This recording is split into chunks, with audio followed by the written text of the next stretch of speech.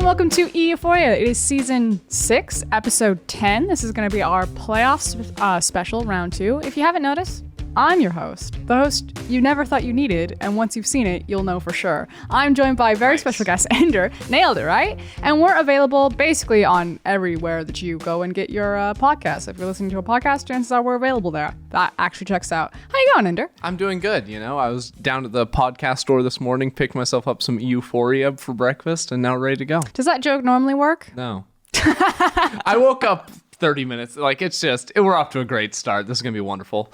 Okay, so obviously Drakos can't be here. Get well soon, buddy. I brought you on, and I was very excited because I'm like, jungle was a huge thing for this playoffs. Now, we're not going to mention our predictions. Shout out to Drakos. He's actually still correct in his predictions. I was horrifically wrong. And speaking of horrifically wrong, so are you on that Rogue 3-0 prediction before the Eve came out. Look, I nailed the 3-0 part of it, so I think I deserve a little bit of credit for that one. So in attacking this, I think everyone wants to start with Fnatic versus Rogue, because I think that was like the one that people weren't sure about. But before we even get into that, we were actually having this discussion in the makeup room, and I 100% agree with you, and I'm going to now use this platform to flame everyone. We were flamed for basically the entire split for always talking about Fnatic and G2 and saying how they would win. And then when we finally decided, we're like, we got to go the other way. We got to start building up Rogue, building up Mad Lions. And then they lose. And now people are flaming us forever doubting Fnatic and G2. Now, obviously, I know the same people aren't flaming us. It's, the audience is so large that you have two people on either side. But it sucks to suck. Yeah, honestly, the funniest thing, I was having a conversation with someone on Twitter the other day, and they basically were like... where all good conversations start. They're like, how could you predict Rogue 3 over Fnatic? Like, Fnatic's history, obviously they're going to show up in the playoffs. I'm like, well, I decided to judge them based off of their regular split performance, where Fnatic were largely abysmal, and Rogue were actually playing super well, together League of Legends. And it ended up being very different on the day, but I just thought it was funny that we were supposed to use the history angle once Fnatic got into playoffs, and I just wasn't aware of that. Yeah, Ender, don't you know the history of Whippo, Selfmade, Nemesis, Reckless, and Hilly, and how many world finals they've gone to? Yeah, and how great they've done in EU finals. Oh. Speaking of this week. Oh, yikes. Okay, let's start with Schalke versus SK. If you guys don't know, spoiler alert, and if you haven't watched the playoffs or, I don't know, gone outside, mute Don't now. go outside, it's dangerous. Schalke won, G2 won, Fnatic won. And even though we haven't seen like Mad Lions versus Rogue or Rogue versus Schalke or any of these different iterations, it feels like at the back end of this, we have our top 3 teams. Like pretty clearly, at least I think that Schalke is better than Mad and Rogue. I am also in the camp of Schalke is better than Mad and Rogue. Now, I'm curious to see what improvements Mad Lions and Rogue do make coming into this week, but this is the first time maybe in forever that our bottom seed in playoffs is just convincing everyone that they deserve to be going into finals weekend, because they just are playing such good League of Legends right now that it would not even be out of this world to think that they would make it into finals over someone like a Fnatic. What's crazy to me, though, is the amount of hate that Rogue are getting from the fan base because they've already qualified themselves for Worlds. And the thing is like people are blaming our system and being like, no one should be able to qualify. And the thing is like, our system wasn't built for 4 seeds. Our system was built for 3 seeds. And our 3rd seed hasn't locked yet. And it would be the winner of whoever goes to the gauntlet of Mad Lions, Rogue, and Schalke. And so I think that the system is working as intended and is beautiful. Also, I think it's really unfair that Rogue is getting slammed when Mad Lions had just as many, if not more chances to qualify themselves, but Rogue consistently did it. Yeah, because looking at our playoff format, it's not even that our format wasn't built for sending 4 teams to Worlds. I don't think our format was built for having a 6th place team that is probably a top 3 or top 4 team in our league. Because when you look at it, Rogue played Mad Lions in the final week of the season, and the winner was going to lock Worlds. Rogue did that. So they beat out Mad Lions, who would be the 5th or the 4th place team in that case, or the 5th place team. And I feel like because of the regular season performance, they're good enough. Like no other team was supposed to be better than them, and I really do feel like Schalke is like largely a fluke within our system. That will probably never happen again. That we have a 6th place team come in on such a trail coming into the playoffs like this. What do you think makes Schalke so good? Oh, there's a lot of things. I think the number one thing that makes them so much better compared to when we like saw them earlier in the season or earlier in the year is I feel like all of the players are playing with a lot of confidence right now. Like I've never seen an Abadage that looks this good. So on paper, this team never should be a playoffs team. If I'm thinking back to like how, individuals played in 2019, I'm like, okay, well, even Gilius, I didn't think was going to be good coming into this. I was like, oh, Gilius over Lurox, like that's an improvement, but it's not going to be great for them. So I think all of them are playing much better individually, but I also feel like they have just latched on to a very simple style of League of Legends. Like there's not a lot of frills attached in draft. Like they're just picking champions that work together well, that they're going to be good at, and then they're executing on them super, super nicely. I think Gilius is playing out of his mind right now and was our best performing jungler in the regular season, which is completely, I would not have predicted that in a million years. What's interesting to me is, how to say this? You actually said it, I think, when we were having a conversation backstage, that Schalke has revamped how you think about ceilings for teams and players, because everyone thought that they understood what the ceiling of a player like Abadage was, what the ceiling of a guy like Gilius was, or Neon Dreams, Odoamne. Like people thought they understood what this team was, and they suddenly get unlocked. And obviously, like you can't separate that from we're in COVID-19 and people aren't playing on stage, and maybe these have like massive factors, and maybe this all has to come together for the perfect storm for Schalke to perform in the way that they have. But it is a very interesting discussion and discourse when globally right now there's a lot of conversation about like not flaming rookies and putting players down and thinking that players are washed up and trying to like use the eye test, or maybe it's a situation where you have like TPA when they win Worlds, where Toys has like the greatest tournament of his life. I think the same thing happened with Ning from Invictus Gaming. People thinking that Ning is like a very strong jungler after that is like crazy to me. I'm like, he's good, but he was not Worlds Finals good. You know what I mean? Like he had the greatest best of 5 of his absolute career, and credit to him, he did it when he needed to do. But it's the idea of a player is capable of like 70 out of 100, and if they're throwing 70 every single time, the dude who should be better that can throw 100 decided to throw 50 on the day, and that's how you end up in a situation. And I'm unsure if that's what's happening with Schalke, where they're just throwing like 80 every single time, and like a Mad Lions can throw a 100 or a Rogue can throw a 90, but now they're just like shooting 30s. Yeah, because it's actually really hard to know, because our experience of Schalke, we just don't have a lot of it. It's literally just been since, I think, week 5 and until now that they have been performing at this level. So knowing that they're going to have the consistency of, say, you look to a Fnatic or a G2 and it's like, it's playoffs time, they show up. You would never say that about a Schalke. And I feel like with the momentum they have behind them, I don't see them slowing down for our playoffs. But then the question is, I mean, everyone's memeing it now, but could this team actually perform at Worlds? And would they be able to carry that momentum after a little bit of a break into that tournament? Or would they be able to do it if they're on stage? Ooh. Fun fact, I made a little graph. I'm going to say it was like 2 years ago when Fnatic beat EDG or whatever, and I was like, EDG normally play at this and they're actually playing at this, and that's why they lost. And people like memed the shit out of me, thought it was like a terrible, awful idea. And now I see this idea like repeated on Reddit with like North American and European teams of like, you fiddlesticks. It's a bad idea, obviously. That's why I should have called it. It makes me so angry, but that's fine. Guys, we have a very special interview. It's Caedrel today. You've obviously seen him on the LEC. He will also be appearing on EU Masters and joining us again on the LEC this weekend. I always love sitting down to talk with Caedrel, so let's take a in-depth jungle. I'm supposed to toss. Let's talk to Caedrel. As you guys can see, the wonderful, brilliant, talented face of Caedrel behind us. He's going to be joining us for the rest of the discussion. And Caedrel, I'm going to catch you up. We already hit Schalke versus SK. We already got that cluster out of the way. But we haven't gotten into the G2 Mad, Fnatic, or Road reactions. And I'm going to give you first taste here. Like, saying those 4 names, what's the one that you immediately want to grab first?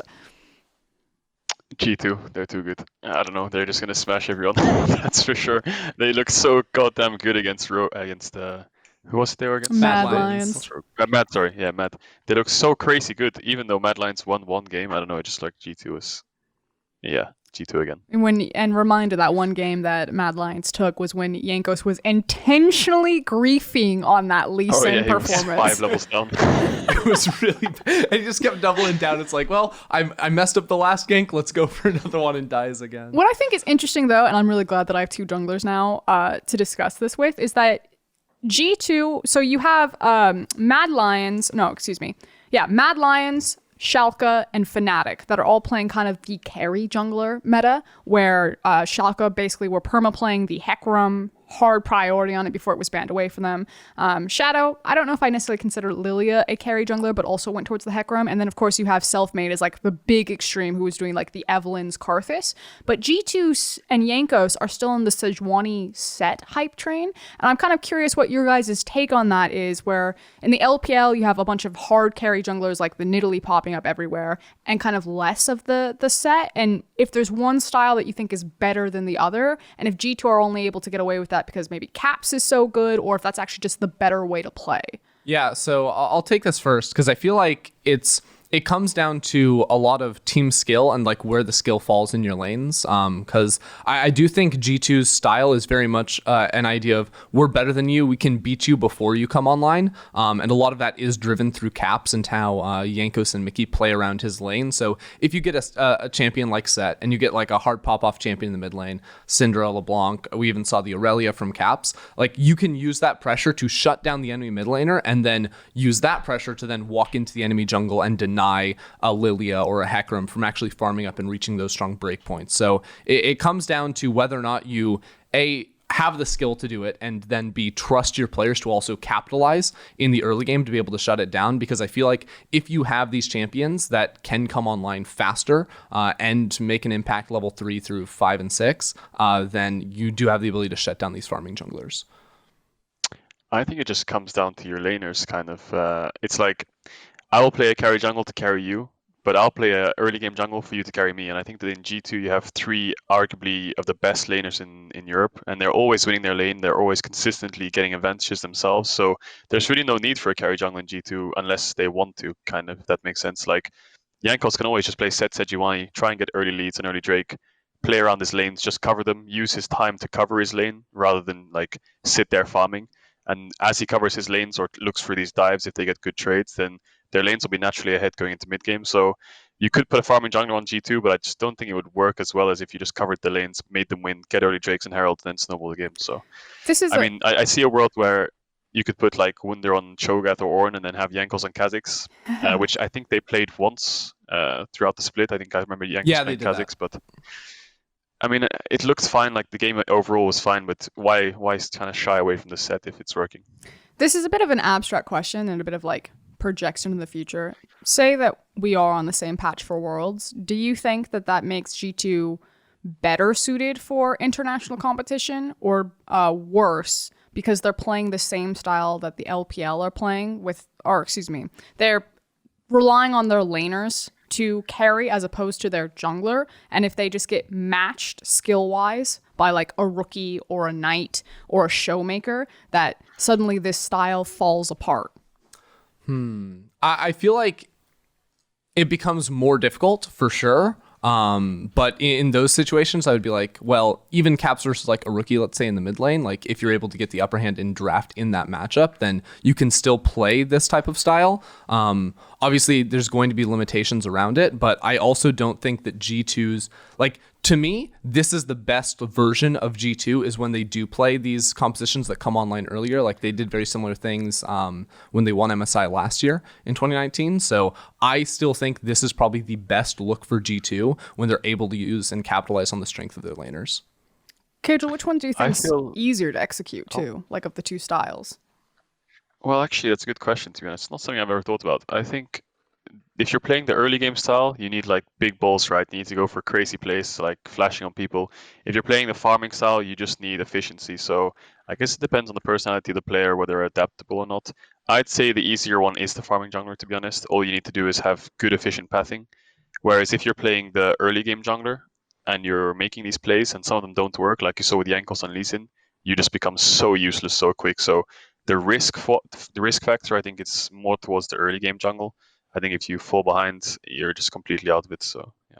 Yeah, you also have to take risks like setting up dives, denying waves on side lanes, and all of this. I feel like one of the great things about having a early aggressive jungler though is that it does unlock your lanes to some extent. If you're able to like having a set versus Evelynn, let's just say as an example, like no matter what lane you roll into as the set, you're probably going to win the 2v2 until Evelynn can get an item. So what it then allows you to is when Caps is on an Aurelia, he can really exploit the advantages in his lane. Even if Jankos isn't immediately in the vicinity ready to help him, just having that pressure of the jungler enables you to play much more aggro in lanes and capitalize on that. In terms, Yeah, I think. go Caedrel. I was just gonna jump in and say like that's the whole point, right? The volatile lane states. You pick like an Irelia, you pick like a Camille or something like that. The lane just instantly becomes volatile. If I get like a 10-20 CS lead, the game's won. If I fall behind, the game's lost. So if you're playing like Evelynn with these champs and your enemy team has like a set, it's just so abusable, I think. In terms of kind of like the ecosystem of how the junglers are interacting with their lanes, you guys are talking about the invisible pressure that a really powerful 2v2 jungler can provide. But it also feels like we're in an ecosystem where Caitlyn, if someone does get her hands on her, obviously she's probably going to be permaban, but you have champions like this that exist that are strong in the skirmishes as well as the efficient farming. And I think that's kind of like the issue where I see that there's two different styles that are being created with like junglers in the LEC, but I feel like the top tier picks, it doesn't really matter what the styles of the jungler are, that they just abuse. And so it comes down to the comfort of the player. Or do you think that there is actually just like a best way to play the game, or is there a best way to play for your team? Because in the conversation, especially when you bring in names like LS, there's like a strong belief that like there's only one way to play the game at maximum capacity. Or the other side of the conversation is, you know, G2 can play it this way, Fnatic can play it this way, LPL can play it this way, and it's who's better on the day. I think it slightly comes down to champions in a way, because if I look at the LPL playoffs, Nidalee Graves are permabanned. Not a single team is allowed these two champs. So it's really weird to me that no one in EU plays it, and then those two champions are all of a sudden banned throughout the entire playoffs. But you're right with the Caitlyn. Caitlyn is definitely the champ where it's like, okay, bot lane's lost. Because if they get like Caitlyn and counter pick support, it's unlaneable almost. So I feel like there are jungle picks where it makes it so it's really hard to play, and they are really, really strong. So I think Lilia Hecarim in Europe seems super strong, but it's not really unplayable. But when I look at LPL, for example, and Nidalee's on the enemy team, every single time I see this Nidalee, the enemy jungle is like 3 levels down, getting absolutely stomped. So this seems like a locked-in pick where you have a winning jungle matchup. I don't know, the metas are just so different right now. It's crazy to me, I think. Yeah, to me, it does come down to a little bit of like team skill levels as well. It was sort of a conversation that we have a lot where it'd be like, take like an Origin of the past, right? Or it'd be like, oh, like the slower style, the scaling type style will beat a lot of teams. But when it comes to like the highest level of play, the teams that can exploit your mistakes and capitalize on you early are going to win out. And I have a similar view on the game, I feel like, where my personal favorite way to draft is in the way that you give yourself advantages for the most amount of game time as possible, pretty much. So having an early game jungler that can take an advantage and like play through aggressive mid, like I really appreciate that, because then you're in control of the game from level 1, it feels like. So having bridging champions, what we used to call them. Exactly. So I think that the way that G2 drafted in the last series, I really, really liked, because it did give them these options. And if you are good enough to capitalize on that, then I feel like that's almost always going to be the best way to play until you reach an opponent that can match you in those areas of the game. Whereas the falling back to like scaling farming picks are going to net you a lot of wins, and it's not like a bad way to draft by any means. But it does come with the risk of a team that can capitalize on lane state very well, set up dives, deny you early on, and then you're playing from behind and hoping that you can defend against their attacks well enough to get to the breakpoints where you turn around the scaling. Yeah, I kind of agree with Ender. I mean, especially myself, my personality is early game jungle as well, mostly. So I think it also comes down to personality, but I think the jungle pick can change your draft so much, right? If you have the early game jungle, you can have volatile lanes. If you have the farming jungle, you need consistently pushing lanes. So, I mean, if you look at Fnatic, they love the farming junglers, and it works for them. That's their playstyle. It seems pretty strong. I wouldn't say it's the best way to play the game, but the thing is with that playstyle of farming jungler, it's really hard to punish. The only way you can punish it is if your laners kind of like make mistakes, or they get caught out, or they get dove. So if you have like champions who can just keep up the push and just play safe, then there's not many disadvantages to it. Whereas like the early game playstyle, which I think is probably the best playstyle right now in the game with the Set. That's why I think Set is just constantly banned a lot, because he is the best at that style. I think just getting early game advantages is as difficult as it is sometimes. It will eventually always work. Level 1 to 5, someone's gonna be targeted, someone's gonna die, someone's gonna lose their flash, and this is all a huge domino effect. Like, that's what I love about the early game. So even if you don't get a kill, let's say I get his flash, he's gonna have to get pushed in for the rest of the game. So now I can abuse his jungler, which opens up his top laner to get dove if I can push out the jungler, which opens up like a TP situation towards bot, which could lead to a bot dive or a Drake. So I think the game is just a huge domino effect if you pick early game, and I think if you can identify where to start the domino, you can really snowball the game. Yeah, and I think when we saw Fnatic in the regular season, we actually saw them get exploited a bit for their jungle style. One constant problem I saw with the team was you would have lanes get their wave like sort of frozen against them or like in a bad position, and then they overextend to try and push that out while Selfmade is pathing away from them. And to me, that like it looked like it came down to like Selfmade valuing efficiency over helping his team, or maybe they weren't communicating that perfectly. But it does fall into this idea of if you're playing the farming jungler, if you're playing to min-max your own personal gains, then your team is going to be left vulnerable. So your laners have to be really, really on point to not have any mistakes, because if you mess up your lane, that has the snowball effect in a different way of actually setting your jungler behind, or they say, forget you, like now you're just going to die in the 2v2 if the enemy jungle comes. Which is hilarious because Fnatic... So here's like the thing, like I'm going to use the word inconsistent because in talking with Fnatic and in watching them, they're very intelligent individual players, especially in their wave management in particular. Hilly, how often he's cutting waves, Whippo as well. Like wave management's a huge thing when you talk to Fnatic's individual pieces, but they constantly make mistakes in lanes because they do try to play like on that edge. So as a style of having Broxa, who almost hard forced like, come here, Broxa. Come fix this lane for me. He would drop come here. CS to help his lane. Exactly. He would like screw up his pathing to just be on a leash for Fnatic, and that's how a lot of these players were like Whippo came when Broxa was the jungler, and now you have Selfmade, and Fnatic's trying to completely reinvent their style where Selfmade's like on his Krug camp, Whippo's trying to fix a freeze that happened against him. He gets ganked to the jungler and like, classic Whippo, dead again, greeted for the way. And I'm just like, that seems like such a dangerous style for Fnatic. Not that I don't think the players can't do it, because they obviously have the IQ and the understanding to do it, but the patience and the discipline. Caedrel's just sitting there laughing. He's like, I think I've ganked Whippo like that. I mean, it's true, actually. I have ganked Whippo like that last split. I mean, I agree with you. It's like, when it comes to farming junglers, it's like, first of all, in Selfmade's position, do I want to take my Krugs? Do I want to push out top? Well, pushing out top would give me XP. But if the enemy jungler's there and we can't push out this wave, we're even more like screwed. So, and on top of that, if I show top as me, then with my jungle, then he can invade my bot side if he's not showing, right? So if my bot camps are respawning and I have to push out this top wave, and he can run into my bot side because he sees me pushing out top, ward my whole bot side, take my camps, then I'm just completely out of it. So giving away your position as a farming jungler is really difficult unless you're playing like Nidalee or Lilia. I think that it's like pre-6, you really don't want to do it. So I can see where Selfmade's coming from. Like the jungle mains will unite a bit here. Like Whippo, you're just going to have to grief that wave or just base and run bot or something. I'm not coming top to help you with that wave. It's so bad for jungle sometimes, unless you full cleared your jungle and then you can help them. But in most cases, it's kind of difficult to just spontaneously help out a lane that's had a bad wave management or has taken a bad trade.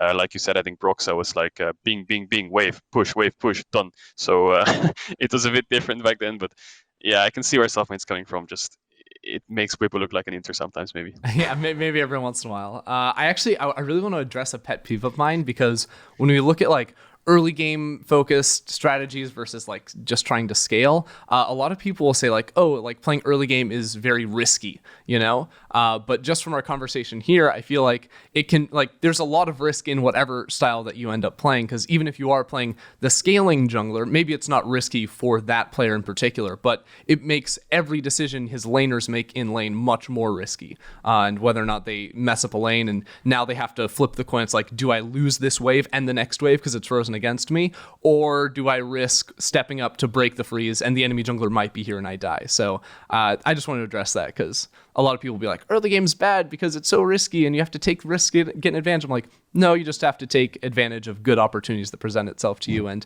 the other side can be risky too. I think that there's kind of two schools of thoughts and like the most black and white, and obviously like there's nuance to every conversation. And I think that's unfortunately what a lot of the discourse has lost when you're having it on social media platforms. You don't get to have the nuance or like the full length discussion.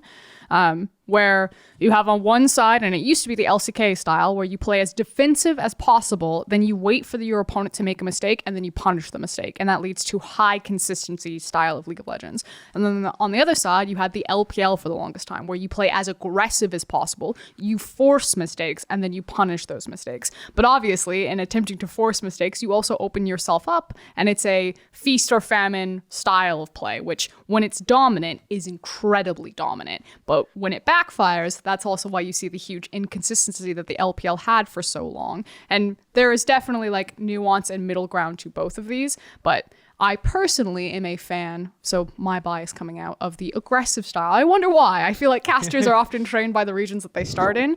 And again, like no shade to LS. I think his opinions and his voice are really valid, and he's a very intelligent man about the game. But I do also think that he's trained by the region that he studies the most, which is the LCK, and that has been for a very long time what the LCK prefer. But unfortunately, the LCK are no longer the same powerhouse that they once were, and I think meta change has a lot to do with that.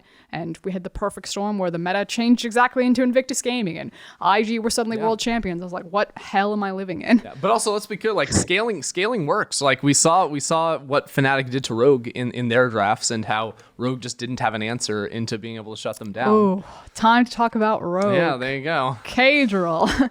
We heard from so many teams about Rogue and how they weren't scary. They were over. It was mostly G2 that were taking shots at Rogue. But you have actually gone on the defense of Rogue of saying that they're a good team. And obviously, like, they're a good team. Like, no one's going to take that away from Rogue. What the hell happened? I don't know. They just looked really dizzy. Like they drafted the early game junglers. So I mean, you draft Sejuani Renekton, you go to the enemy top dive, and you get double killed by the Evelynn level 4. It's like question mark, and then you ban out the Evelynn. They get Karthus anyway, and then you don't do anything still. And the only thing that I saw in that series, like any proactivity that I really saw, was when they had Kalista Blitzcrank. They were like all over the map trying to make plays. And granted, Inspired was with no one set, but apart from that, it just kind of looked like they rolled over and died. Like they had some team fights, complete mispositioning. Like Larson getting hit by a hook in a 5-on-5 dragon fight was just illegal. And I don't know, lots of their gameplay was just really uncharacteristic, I'd say. Like the consistency completely disappeared. The early game snowballs completely disappeared. The team fighting completely disappeared. And some of their drafts were questionable at best based on how the players are performing. Like if you're going to put Finn on GP in the third game, after he's had the last two games on GP, Renekton, he's been like kind of useless. Let's be honest. You may as well just put him on something like a Sion or an Orin and try to like adapt to the enemy draft, try to match this self-made with a carry jungler, try to like find ways around it. Don't put Larson on a 0-3 games in a row. Maybe an Akali could do something like good for them, because Akali's quite strong now, or try putting Inspired on Kha'Zix or Lee Sin. Maybe something will work. Like there's no point just doing the same exact draft 3 games in a row, hoping that they'll wake up and then nothing happens. So yeah, the only thing I really liked about their draft was Kalista Blitzcrank. So yeah. In the conversation of kind of draft versus execution, and again, probably both were factors that led to the outcome, but there seems to be a heavy emphasis on Rogue's ability, or in some people's opinion, inability to draft. Where do you find like the weight? Was this like Rogue had fine drafts outside of kind of the complaints that you just made, and this was massive execution errors? Like, you know, you shouldn't die to Evelynn in that 2v2 top side. You shouldn't allow her to get those clears off. You should be more proactive. Or do you think that Rogue have to like completely show different drafts? Like, would you be fine seeing Rogue run an Azir draft back again and then just clean up their execution mistakes? Or do you want them to be like, I need the Akalis, I need the Scions, I need something else? Yeah, so I'm perfectly happy with the Azir. We saw Larson on Azir all year long, and he's been phenomenal on the champion. And the staple of Rogue drafts for the split were you get, usually it's like 3 tanks and then an Azir for Larson and some like Aphelios for Hansama. And that like worked really well for Rogue. I think yes, the execution was abysmal for them in the early game, and with champions and you're just like hyper feeding like the scaling champions on the other side. So I think if that goes away, you all of a sudden have like a much better shot in the game. So the two things I would like change is I want to see Finn go back to tanks in the top lane and play that style, which also then opens Inspired up to play scaling jungle picks that I've heard he's good at.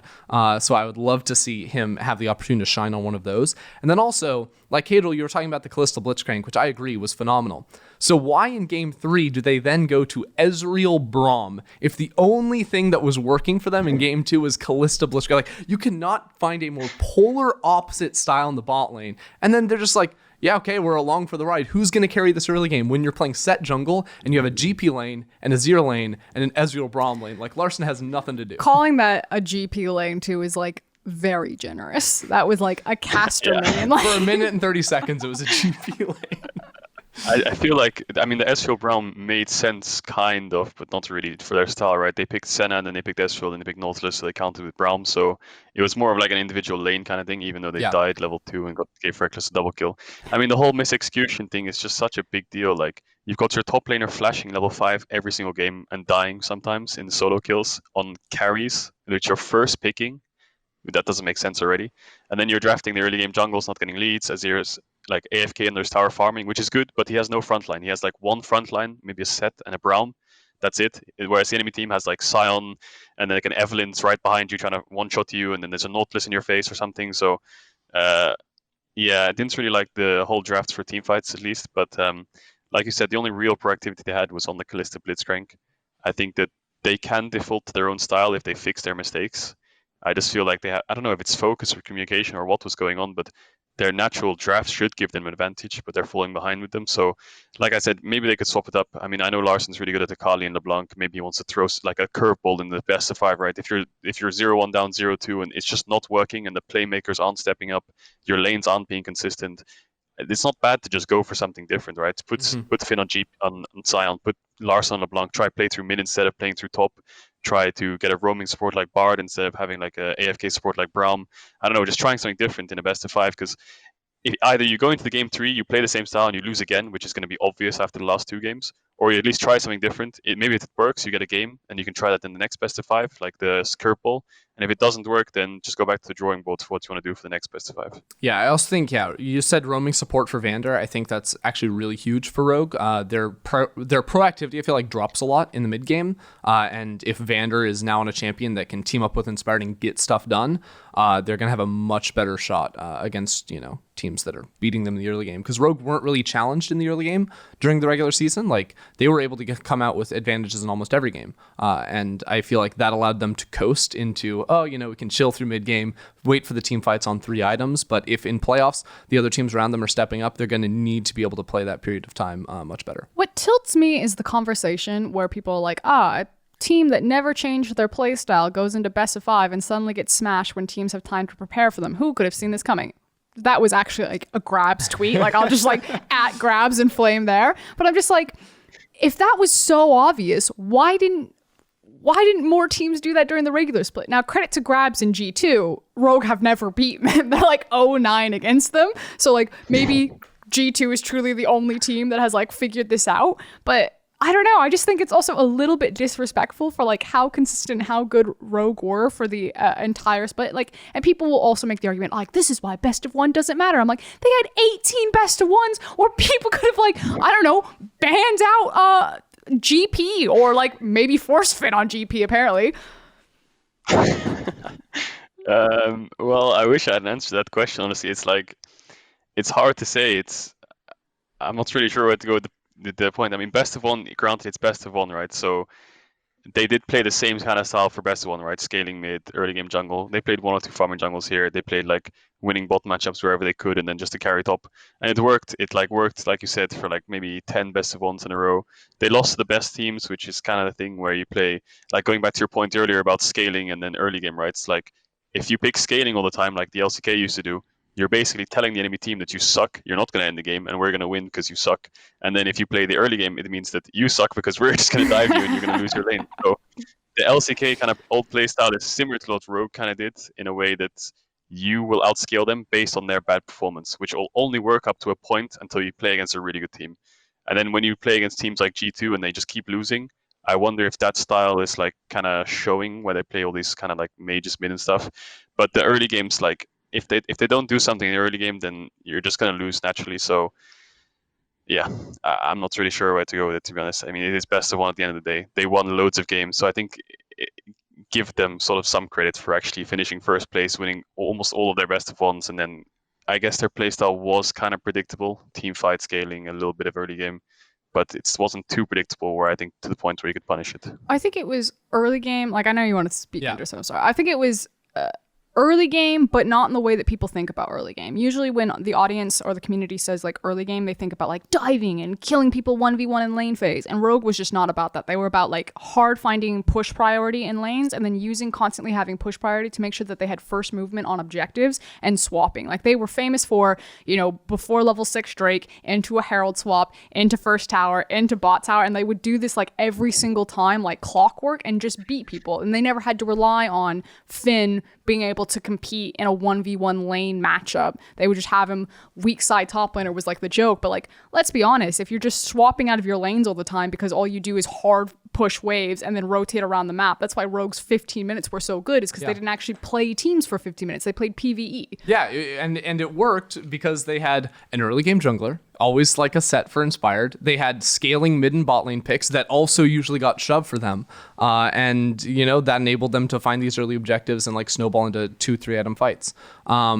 Now, the one thing that I wanted to say was I was quickly looking at like some drafts. It's not like teams haven't tried to play early game against Rogue. Like I was looking at, like, there were plenty of drafts where, you have an early game jungler, early game mid lane picks, where you try to blow up the game, and Rogue were good enough to shut that down. But the whole time during the regular season, I feel like a lot of what me and you were saying, Frost, was like, look, Rogue have a very good style that we think is like very consistent. They're going to pick up a lot of wins. But if a G2 and Fnatic play at their peak level, they can find the cracks and they can open it up. And it goes back to sort of like the scaling versus early game conversation we were having much earlier in the call. So I feel like this is something that we did see coming for Rogue, but we did not see Fnatic showing up at the level they did, because again, in this series, I predicted Rogue 3-0 because for 8 weeks, Fnatic showed me no signs of life. And then they come in with a really good performance the last weekend. I think the way Rogue works for me, like when we played them on stage both times and like just throughout the scrims and practice and just watching their games, I feel like their strongest point in the entire game is when they swap, like Frosk said. It's like, not only do they swap like most teams and push your tower and hit it, if they think that top matchup's losing or bot matchup's losing and you match the swap, they'll just push out the wave and run back bot instantly. And then you're like, okay, now we're top with our bot lane, so what do? And then you're like, okay, we'll push and go back bot and keep matching them. And then they've already pushed out bot and know you've base and they've run back top already. So like they get this like advantage by just making you want to force on lanes that you should be able to force on side lanes. But then they just don't allow it. They just kept swapping, and it was so annoying to play against. And I can see, like in stage games, they do it as well, and it just gets them such big advantages. And I think lane swaps is the best, like the strongest factor Rogue has. Whether it's like a level 1 lane swap, which they kind of introduce into the ADC, or if it's like a level 6 lane swap for the Herald, or like a full 5-man move for a swap, or like when it comes to just swapping with bot prio and then having a losing top matchup go bot, and then swapping back to stop the dive. I don't know. This is the way that they get normal advantages, but I didn't see it like kind of like once in the series. I think there was one where they swapped with Kalista Blitzcrank, got a double kill from Reckless stepping up a bit too far.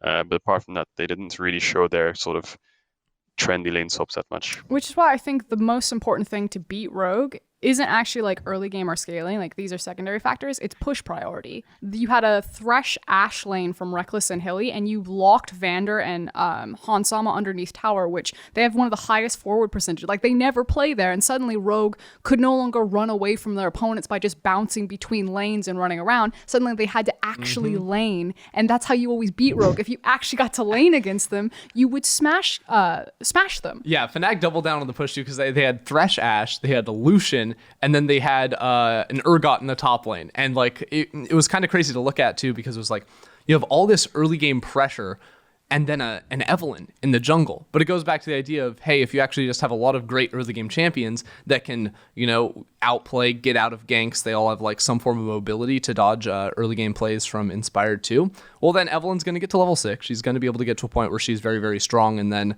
you hard win every 2v2, 3v3 around the map because of the early mid-game power of a lot of these champions. So I thought it was really clever from Fnatic, and I especially thought their game 1 draft was kind of mind-breaking. So we've got about 4 minutes and 30 seconds left with you, Caedrel, and I do want to get like some predictions now that I feel like we've uncovered the secrets of Rogue now. I think the question that everyone actually really cares about is who's going to be the final spot for Worlds, if it's going to be Schalke or Mad Lions. And I don't know if you have any strong opinions there, if you kind of want to like verbally walk us through your thought process. I've been asked so many times this question throughout the week, so I think I've gotten my answer. I think it's going to be Schalke. I think Schalke is going to last well to Worlds. They have so much momentum from the Miracle Run. I feel like Mad, they showed some signs of like good gameplay in the G2 series. I think their drafts were a bit off here and there, but I just think that Schalke has such good consistent laners, and Gilly has been so consistently good over the last couple of weeks. And their draft priorities are a little bit different to everyone else, where they just like draft a little bit of farming jungle, but a little bit of early game too, and then really good team fights. So I really like the way they draft. I think that they completely stomped SK with their gameplay. So, I mean, I'm a big Schalke fan right now. I think Schalke is going to make it. I think Mad Lions need to pull something out the hat, try and get some creativity going. I think that if they play the way they played against G2 with those drafts, I think that they're going to really struggle. But yeah, I'm definitely on the Schalke hype train. So follow-up question. How far can Schalke go? I think if they beat Mad Lions, like really like a 3-0 or a 3-1, I think there could be a chance they go to the final, because I just think that if they completely stomp Mad Lions, then I think they're in such a good spot. Seeing as Mad Lions did put up a fight against G2, they took one game. So I would have a lot of hope in Schalke. Obviously, if they lose, they're out. So yeah, but I think if they win the Mad Lions series like 3-0, 3-1, they're probably going to the final. But if it's like a 3-2 close game, then I'm a bit worried for the next best of 5. So yeah. How much credit do you put into this idea of like Schalke being unlocked by not being on stage? Because I know that there's like a conversation that's happening where if you send Schalke to Worlds and suddenly, you're performing more closer to an on-stage environment, that you suddenly don't get the same performance. Like, do you think there's a big difference between what happens in scrims and playing from home versus what happens on stage? I think there definitely is. There's so much less pressure. When you go to stage games, it's like you have to 1 hour before the game, you have to get ready. The cab comes. It's like a 30-minute ride. You're in the car listening to music. Like the tension's in the air, kind of. You're in the backstage waiting for the game to start, watching the other game, trying to focus. So there's so many more factors to like pressure. Whereas if you're kind of here, you're just sitting around waiting for your game, joining the lobby in your slippers, and then getting ready to play. So it's like there's obviously a huge pressure difference. I think that if you look at Schalke, I think Odoamne is definitely not affected by the difference. I think he's the one player I can confidently say that, he's played at the semifinals of Worlds, right? So I don't think whether stage or scrims, I think he plays the same. But there is an argument for all the other players, right?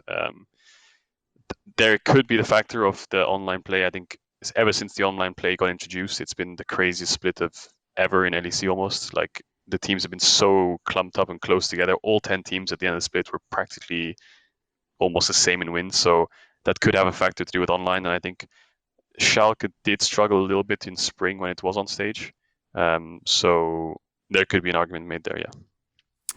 Oh, thank you so much, Caedrel. Do you have any last plugs that you want to shout out? Shout out to the LEC broadcast team for having me on the weekend again. You guys are so awesome. That is such a sellout answer. You're supposed to be like, you can follow this guy over on his Twitch channel at twitch.tv/Caedrel. I think that's a man that wants to come back, is what that sounds like. I'm at Caedrel and everything, so yeah. Perfect. If you guys want to have some high level League of Legends from a very eloquent and intelligent jungler, be sure to check out Caedrel. I know that we'll for sure have him back on the LEC. Thank you so much, Caedrel. Wave and smile. Thank you so much, guys. Always such a great time to talk to Caedrel. Yeah, that's my generic. Yeah, I'm also talented, and a jungler. So I don't know if that got cut out the first time I said it. I'm going to say it again. Also Ender. And hilariously, we're like, now we've got 15 minutes left to make predictions or wrap the episode. And Ender's response was, what else is there to talk about? So let's take a look at what we have. So we've talked at length what happened before. Now we get to talk about what's about to happen, which is Mad Lions versus Schalke. You already heard from Caedrel that he thinks that Schalke is going to go the distance. I believe you also think that Schalke is going the distance. I'm a believer. I'm like the number one fan, holding up the little finger thing in the air. I don't know. They're Twitter icon. Gilius, King of Gleason. Actually, you're the number one fan. I coined that. I forgot about that. The thing is that I didn't even make the enchantment. I believe it was either you or Drakos. It was Drakos that wrote it. Yeah. And then I just stole it again for another segment because it was so good. And I just performed it, but apparently now I'm the Schalke fangirl. It was top tier. I mean... We call it method acting. Yeah, there you go. But, I'm a Schalke 3-0 believer. I'm doubling down. The 3-0 predictions went well for me last week, except one of them. So I do feel like Schalke have so much momentum behind them. I just feel like they're a very cohesive team. Whereas if you look at Mad Lions, they have fallen off so hard since like almost the same time that Schalke started rising to power. Like I think they've lost 8 of their last 10 games or something insane like that. And I feel like the spark that was once there for this team just isn't really there anymore, where they were able to find like so much innovation early on into the split. And I think that definitely like helped them out a lot. But now I don't see it to that same level, and I feel like they're kind of all over the place when they play the game. The cohesion is just not there for me.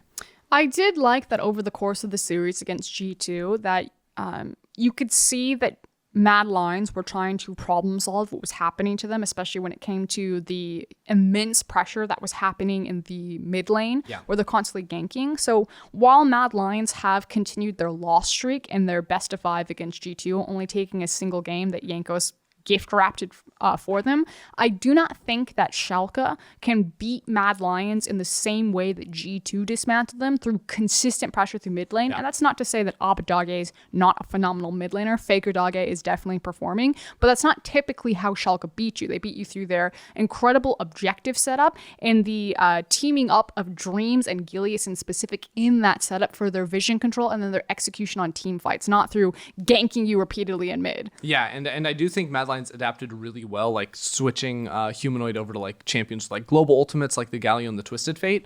Now when I look at what Schalke bring though, I'm like, okay, how do you actually exploit this team? Because I feel like at least in draft, they're not very vulnerable. The only thing that I'm thinking of is their bottom lane. And it comes down to the champions that they play. Because I feel like they actually just do not get a lot of bans thrown their way. And they'll latch onto a bot lane that works for them. And they will like cling to it for, like, I think they played Senna, Nautilus every single game in their series against SK. Throughout the regular season, you can see these patterns emerge too. Or it would be like Senna, Tom Kench for 2 weeks only. And that would be like Ezreal plus Bard for a weekend. And they would go for these same bot lane pairings. So I feel like if you maybe targeted away, the Senna is a huge pick, I think, for Neon. The Ashe and the Ezreal are the 2 other things that he falls back onto. So if Mad Lions were on blue side and they wanted to go hard that route, I am curious what Schalke look like without a stable, safe bottom lane. Because when I look around their lanes, I feel like the bot lane is the area of the map where I'd be like, they're the least likely to pop off in the 2 versus 2 and potentially vulnerable if Dreams is off roaming. And I think that does give credit to if you ban an Ashe and an Ezreal, and then you have a Kalista blue side pick, and then you can try to punish. So let's say you go Kalista Nautilus, and you can do what G2 did to Mad Lions, where Senna, one of the weaknesses that she has is her inability to contest the push and the wave, and Kallista's going to have kill pressure on her, although it is hard because Kalista is such a defensive bot lane, like you're saying, it's impossible to break her. But you can at least try to hard shove her in and then unlock your support, who's either on like a Nautilus or a Leona, to hard gank mid lane. And so I think that's a route, like Kaiser unlocking him and allowing him to attack the map. Because I agree with you. I think it's about attacking the bot lane through separating Dreams and Gilius, or just making sure that Neon and Dreams don't just get like a free pass into like infinite scaling. And if that is giving away the Senna because you know that it's going to be picked, at least having something that can punish her for how slowly she pushes out waves and not just getting priority in the lane and taking plates with it, getting priority in the lane and then eating the map with it. Yeah, because Schalke's bot lane turns into so much pressure for them. I think my favorite play that I see Dreams do consistently is is what you'll see from Neon is he'll go for like one of those cheater recalls on wave 3, and usually where the support would recall with the ADC, Dreams, who's full HP, He just stays. No, he doesn't even stay. He just sprints to mid lane. So you take this gap where the enemy bot lane's like, oh, they just recalled, it's fine, whatever, and all of a sudden Nautilus is showing up mid lane. That's a flash or a kill, and then they continually do this where he's able to find roam timers where the enemy support can't match, and that's what I think makes Dreams so good, because the standard play that everyone knows by now is when both bot lane back, the supports run to the mid lane, and then they sort of look at each other. I like and how you're like a nothing happens. 50s announcer now. Yes, You're like, exactly. and they're running towards a pixel brush. They'll place the wars. And they're out of the gates. Yeah, it's exactly like that. But what Dreams has done is he's found more opportunities to be like, oh, I can actually just run mid lane here, or instead of after my reset running to mid, I run to top lane or something like this. And it's these windows that do give Schalke their advantages in the early game. And I think if you put the bot lane on a less powerful 2 versus 2 where they can't take those free resets, or Dreams isn't on a good roaming champion, or Neon needs him to stick around in the bottom lane, that gives you, maybe it doesn't give you the ability to like kill them, but it removes that element of pressure that Dreams is putting on the rest of the map. Ashe. I think Ashe is like going to be a big pick for that series between both the AD carries because of what she offers, and I hope that she continues to rise into priority. Now, as we look then at the other side of things, it's Fnatic versus G2. Kings, Legacy, Dynasty, here we fiddlesticksing are again. I mean, I think everyone's going to say that G2 are still heavy favorites here, but I was having this conversation, I don't know if you were in the room for Story Meet, of kind of reframing the matchup between Fnatic and G2. We always talk about it how it's the best rivalry in League of Legends, how these are the teams that are consistently showing up. But the thing is that like it's not a rivalry anymore. Like, especially not for 2020, because Fnatic can't beat G2. They haven't even taken a game. 0-9 against them, I think. Yeah, and you know, 0-7. Like Fnatic the name and G2 the name have rivalry, but these players really don't anymore outside of Reckless versus all of G2, because it's just a new roster, like maybe Bwipo and Hilly to an extent as well. And I wanted to try to figure out a way to kind of turn the page on that narrative and start building up more of a history of like these orgs in the same way that like the history of the Rocks Tigers has impacted the LCK. The history of orgs like Fnatic and G2 have impacted Europe and the global competitive. Like so many of these incredible players have come through like the orange and black, like whatever corny way you want to say it, or like the silver and black, or I guess it's red, white, and black now for G2, and gone on to either do other great things or like help build up teams. And it just feels that we have these two pillars of EU that everything is built on. And even if you're not like an acting member of Fnatic and G2, you probably went on to carry, I'm going to say this, another garbage region into a final. You know what I mean? Like, Sure. I wonder if it's fair to say, because both of them were so dominant in very different periods, if like Fnatic almost paved the way for like Europe's success internationally, and then G2 took all the credit. And I don't want to take anything away from G2 when I say that, but you have like a Fnatic that were so dominant for so long. Then in 2018, they make the world final, and that's huge for Europe, right? Like everyone knows that's a big deal. They get 3-0, and it's like, okay, you know, maybe it wasn't the greatest tournament or whatever, like all the excuses start coming out. But it was still a great accomplishment. And then 2019 rolls around, G2 steal caps, and they go immediately win MSI, and then they make a world final for themselves. So their legacy in like comparing their 2019 to Fnatic's 2018 is always going to be remembered so much more highly, even though they both finished in exactly the same place. And they're now going to 2020, and a lot of it's carrying over where they win the spring split, they just dismantle Fnatic again. So it almost is like, I don't want to say like Fnatic are the has-beens, but they were there right before G2, and G2 just came in and took all the glory. I mean, I think it almost feels like you must have worn a Fnatic jersey or a G2 jersey before you can be a champion. And I mean, like the stats back that up, especially in Europe. The only team to ever win a title that wasn't Fnatic or G2 was Alliance. And so like, I guess Reckless also then carries that legacy because he's the only player that has not been on Fnatic or G2 to also win a title. But it's just crazy. Like I wonder if someone did that, and I'm sure someone in the comments will. If you took the Fnatic and G2 players and just like the collective number of championships that they've won in North America and Europe and like added it all up, how crazy it would be. And we keep, again, it's changing the narrative from being like this team versus this team into if you are going to be someone in Europe, at some point you have to wear this jersey. And like, it doesn't mean that you can't be a great player before Fnatic, but it's always been like, oh, Fnatic, their ability to scout talent and to like mold it. And like, that's part of it. But also, if you're a good player that's up and coming, you want to be on Fnatic or G2 because otherwise you're not going to win. So is it Fnatic so much as scouting talent as the greatest players in the world get the opportunity to play for Fnatic and G2? Yeah, I mean, we literally saw it with Selfmade, right? He came in on SK and he was rookie the split jungler, you know, phenomenal player. And Fnatic trying to make upgrades to compete with G2, well, Selfmade's going to go to that team. So I do feel like there is, especially for young players that are shooting for the stars, there's such an allure just to wear the jersey. Like in the same way that I feel like a lot of people would like covet, like in North America, like a TSM jersey or C9 jersey. Now it would be like a TL jersey. It's you're seeking those teams. All you ever want to do is play for those teams because you know if you play for them, you have a chance at winning. No one comes into the LEC now and is like, yes, sorry, Caedrel, I'm going to join Excel to win a title. Like that's just not happening right now. Like you're going to join one of the two powerhouses to do that. Which is why then the transition to TL, like we said it back then, but just to reiterate it, you know, like what were Brox's options? He was already on Fnatic. He was not going to place Jankos on G2.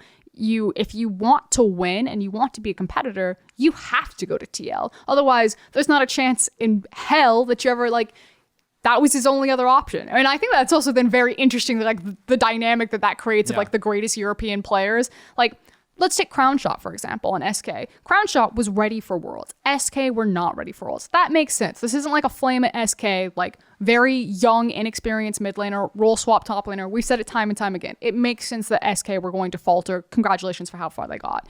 But like, Crownshot's screwed. Unless Perks decides to take a year off and suddenly G2 open up a position in their ADC, like Reckless is on Fnatic, Perks is on G2. Imagine being an AD carry player in Europe. Oh my god, you're so like upset. It's just time to swap roles. you look over at TL and you're like, please, like just take me, and you just hope that you can go to Worlds, you can prove yourself over there, and then you get your opportunity. It's so devastating.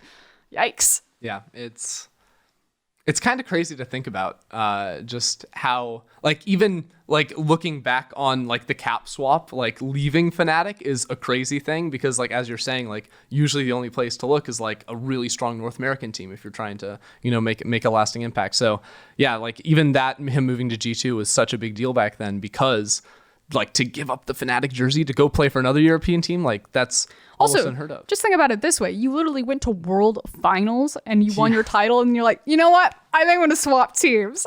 Like, what championship players? And this is what I'm saying. G2 stole all Fnatic's glory. Like, they literally just, first they stole caps and then they went on to take everything else. Okay. Seriously, who's going to win? G2.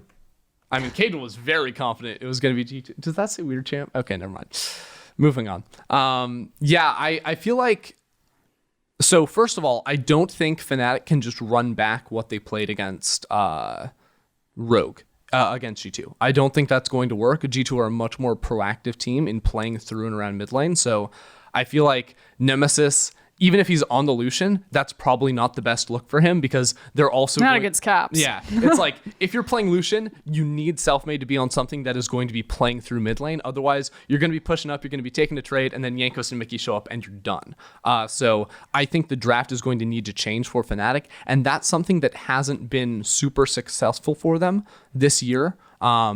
Like usually, again, they're finding strategies and they're sticking to them even when they're not the most cohesive. So I'm curious if with a week Fnatic are able to come up with something different because I look at like how do you actually beat G2, and I don't think you can beat it by contesting through mid. Like you obviously have to be able to like shut down caps and hold him off, but I actually want to see Nemesis back on, I'm gonna say it, a twisted fate, like actually sort of how Mad Lions tried to adapt over the course of the series. Global mid laner is going to give you a big impact there, at least run a teleport, something like that. I think Galio might be a good shout. I think Galio would be really good.